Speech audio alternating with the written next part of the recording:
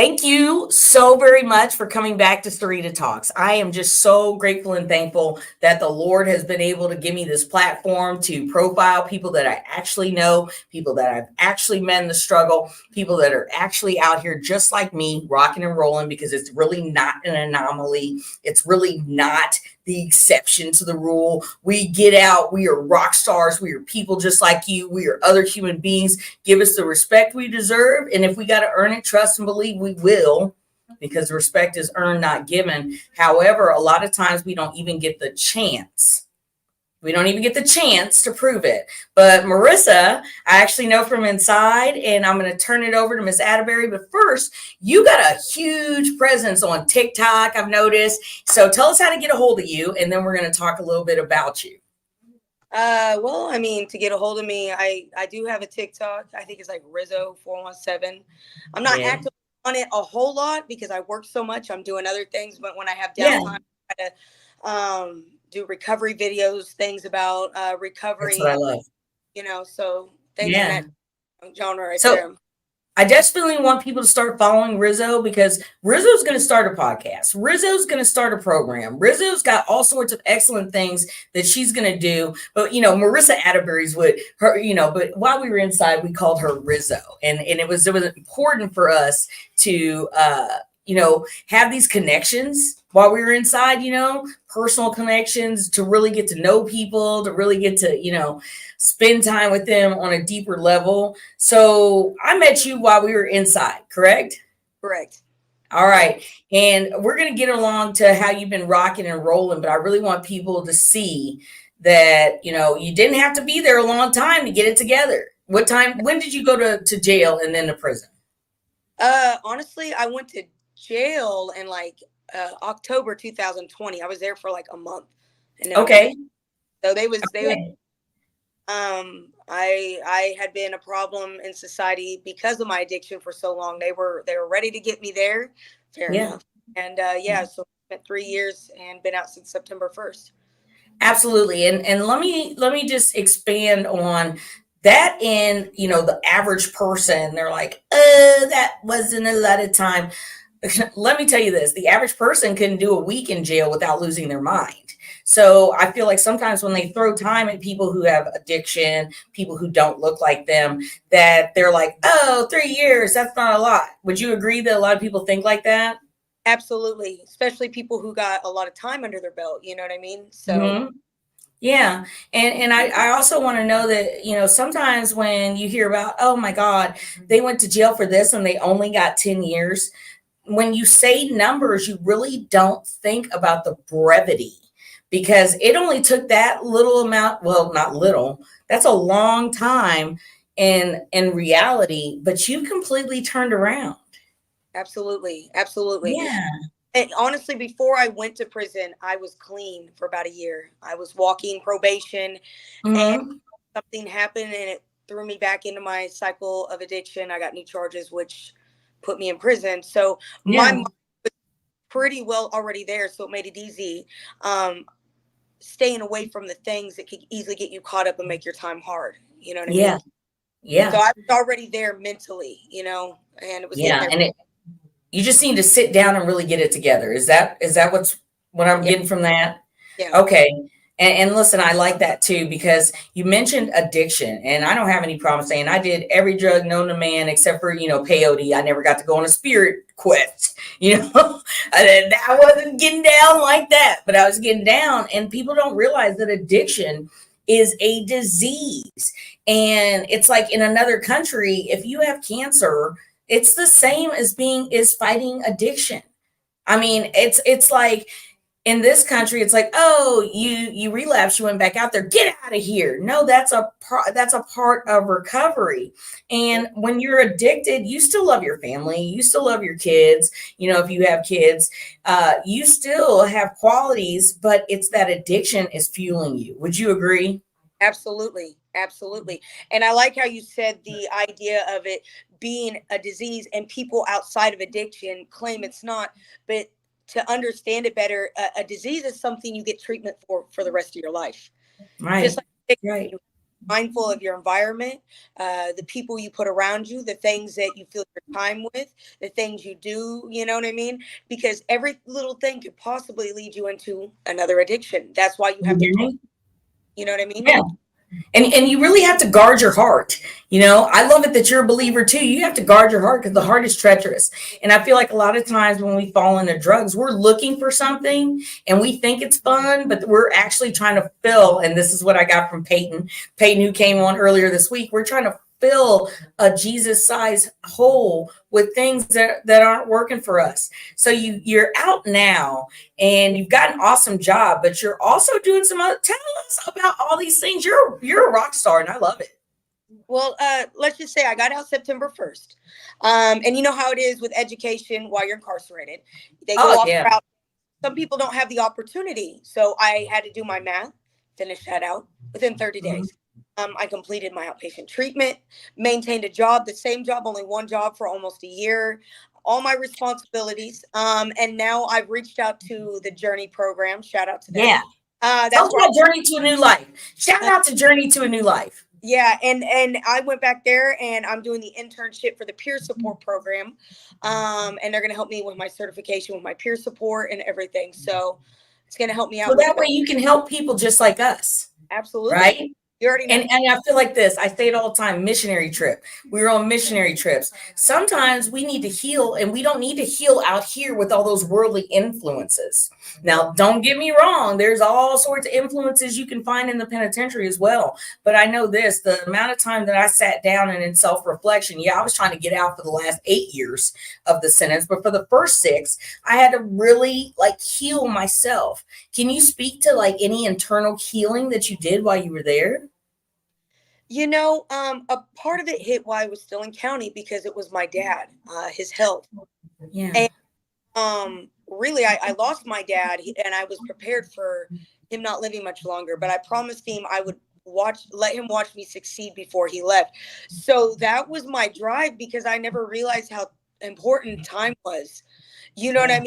It's crazy. You look back and everybody's older, everybody's gone, everybody's got a family, everybody's did this. And it's just wow, it's crazy, And it's what if while you're living in the good old days, you realize that these are the good old days, Yeah, you don't. I really understand what you're saying. So what stage were you in this life cycle when your father passed away?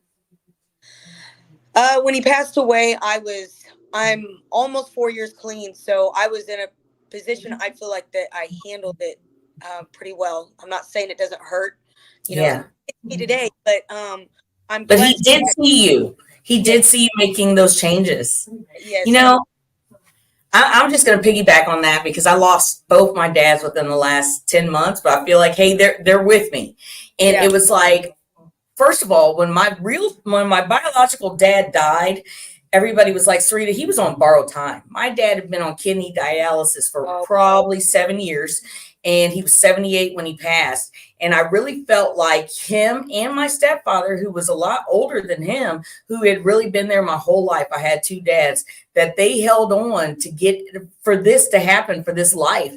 And let me tell you, so in June of last year, I was moving my family here. They had so much love and they knew that I was going to make it. And he didn't make it to move with us, but I know that he gets us together so the ones that we love know that we're okay. And then maybe I feel like that gives them permission, or they feel like, hey, now I can move on. I know they're okay. And that's one conversation, and it never hit you so hard. And I think, and it takes me back to what you just said. It was a conversation with my dad. He said, I just want you to get out. I just want you to be part of this family. And I just want to hug you before I die. And it's like, I've always been told when people get older, they know, you know what I mean? They do. And like I said, and with you, it's like you are in a position where you're being successful and utilizing your time correctly, that it was acceptable the way I handled it. I didn't take to the grave knowing, oh, he left this without being successful, without right. and I'm okay with it. Ah, You you got it too, girl. You got it. And let me tell you this. Okay, everybody, if you haven't seen the movie Friday, something's yeah. crazy. Something's wrong with you. Because me and my son will talk about, like, man, did Thomas have mind control over death?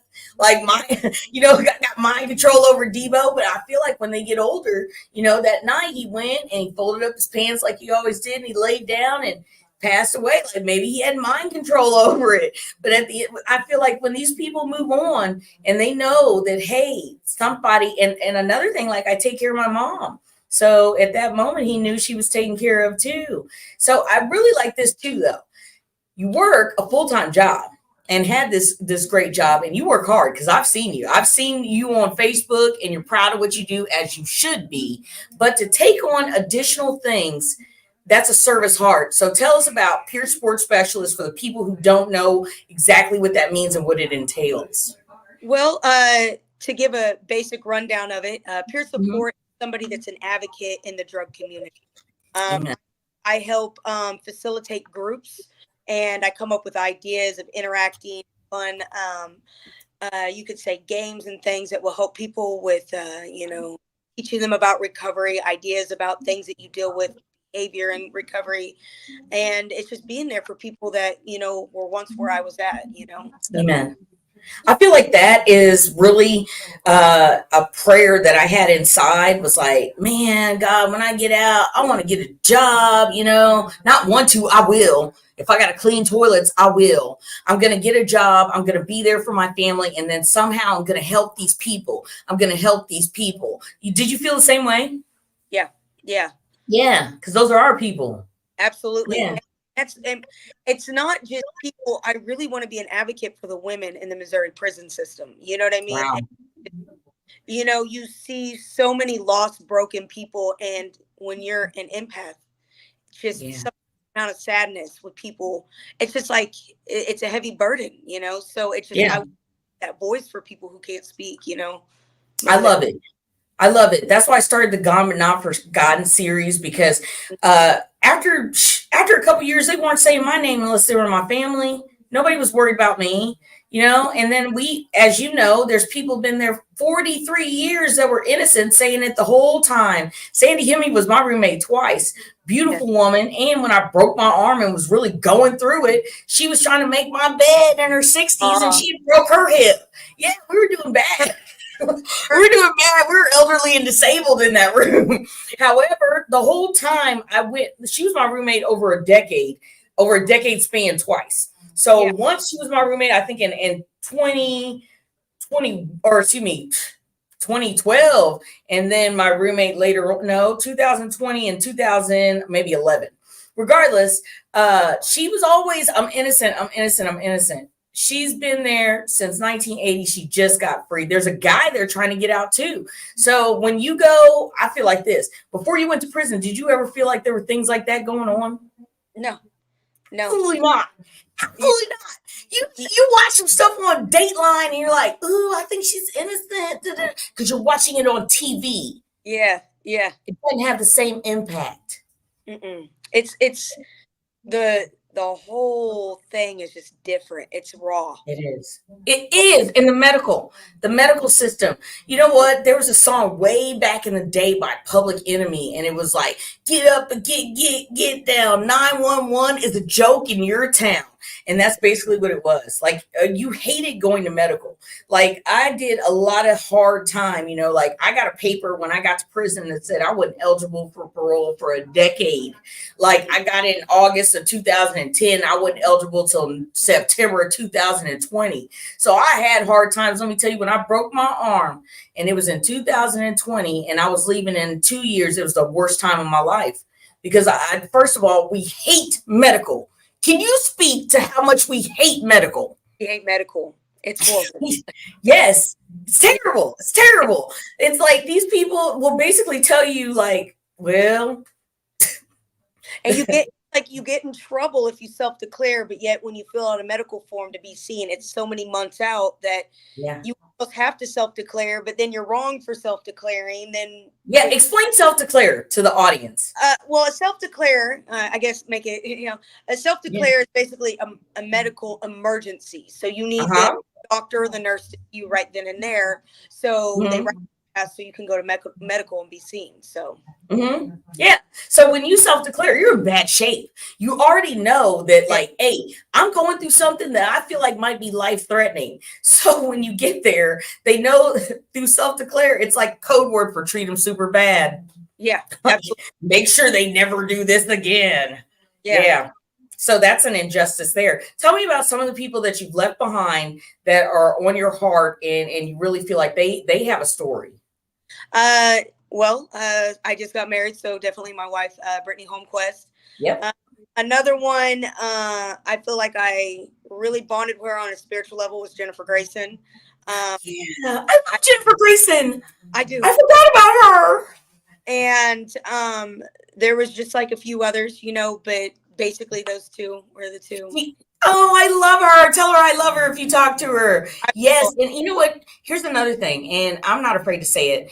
There are a lot of people in there that are battling with mental health issues, and they should have never went to prison in the first place. No, absolutely not. No, not at all. Yeah.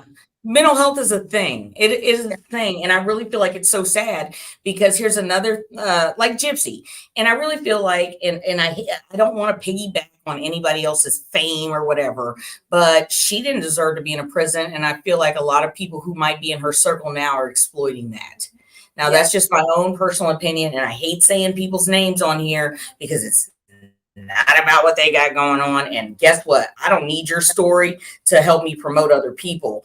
But there is a lot of times that people have been in a bad situation and the criminal justice system let them down. Absolutely. The criminal justice seems to fail us more than not. You know what I mean? Yeah. And that's unfortunate. You know what I mean? In a person's eyes who's innocent, they have faith in the system as protection. Yeah. But people who've been through it, they understand the in-between areas that not everybody else sees. Right. Yeah. That's like, you know what? You said something so powerful there, that there's an in-between area. But unless you cross that chasm, you will never know. That's like, okay, so I tell people all the time, I wasn't living my life right, but I didn't wake up that day and say, I'm going to go kill my man. I'm going to, you know what? It's going to get to that point where I'm going to be afraid for my life. And by the end of the night, I'll be in Jackson County Jail. That's exactly how that's going to go. No, you do not wake up and think that your life is going to drastically change. You do not wake up one day and all that fun that you were having using drugs has turned into a massive addiction. And now you're going to do whatever it takes. So here's what I'm saying is old, James Thompson, your regular, average person who will go to the bar every Friday, with his paycheck and gets a little drunk, doesn't think he's going to go out and hit somebody and kill him and his whole life is going to change. But I really feel like this. People need to know that your life can change in an instant. Does that make you a bad person? Does that take away all the good things that you've ever done? No. Have you encountered that since you've been out, that people feel like that? I mean, yes and no. And it's kind of like when it comes to that, you get both kinds of people. Yeah. And I feel like you get equally both ends of it. You got some that do and don't, That's right. That's right. So let me ask you this. As you're getting more into peer support specialists and you're leading groups, where do you look for that to go? Because I know you're in the Kansas City area, and we had a conversation about how you really want this to grow. So Marissa Attebery, tell us how this vision looks and how we can help it. Well, here's the thing. When I got out and was at the Journey program, there was no good jobs around. So to find a good job, it was either a 2-hour bus ride or a $60 Uber ride just there. You know what I mean? There's no resources to really help. I was like, so I wanted to do something with employment, with helping the girls in transitional living, getting from work the first 30 days, taking one a week, you know what I mean? Helping them with, because those little things like that are way more important in your recovery, because we don't know how to reconnect with civilization because we've been disconnected for so long. So it's edging them back in, helping them with a job that's already there. Like, hey, if you just say yes, we'll pick you up. You know there we go. it's the anxiety, and it's to minimize going out and looking to deal with the person denying you at an interview. Oh, you have criminal charges. No, we want you because you have criminal charges. We want you because you're out. We want you because you've done wrong, because we want to help push you in the right direction to go forward. And there's a little bit more to it, but that's the general idea of what I want to do. And like, make shirts for like a movement, rehabilitated felons in the community. Amen. Amen. That's like the shirt idea I have, and it just says Matthew 7:1. So you go look it up. Matthew 7:1. I'm not talking to you, and it says, "Judge not, lest ye be judged." So somebody take that idea and go make all sorts of money. I really don't care, because as long as it gets out there, Matthew 7:1, judge not, lest ye be judged. But I like that you touched on transportation, because here in Columbia, we are in bad shape. 90 minutes in between a bus. And I know where Journey is. Journey is in the hood. Journey is in the hood. So yeah, you got a bus line, but that bus line, just like they set up people for failure, they don't want those inner city people going out into these suburban areas. Why? Who knows? It's deeper it's deeper than our lifetimes.